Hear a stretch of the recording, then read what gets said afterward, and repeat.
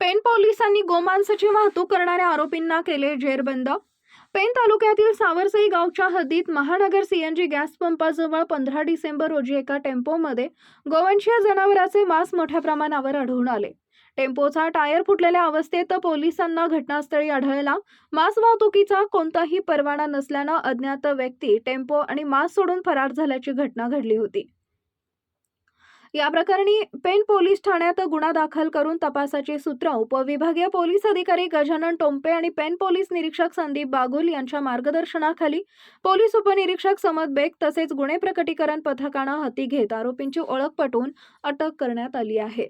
यामध्ये मुंबईतील कुर्ला येथील टेम्पो मालक साजिद लायक कुरेशी, अफसर मेहबूब कुरेशी, नजरुद्दीन निजामुद्दीन आणि साजिद कुरेशी यांचा गुन्ह्यात सहभाग असल्याचं निष्पन्न झाल्यानंतर पोलिसांनी त्यांना 19 डिसेंबर 2024 रोजी अटक केली असून 26 डिसेंबरपर्यंत पोलीस कोठडी मिळवली आहे।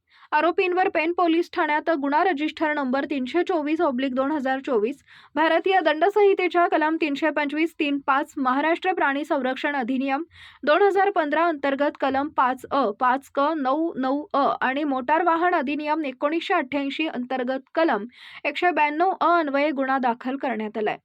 या गुन्ह्यात वापरण्यात आलेला टेम्पो क्रमांक MH05FJ1511 मधून 6,98,000 रुपये किमतीचे 3,490 किलोग्रॅम जातीचे गोवंशीय मांस आढळून आले होते। वरिष्ठांच्या आदेशानुसार हे मांस नष्ट करण्यात आले तर 3 लाख रुपये किमतीचा टेम्पो जप्त करण्यात आलाय।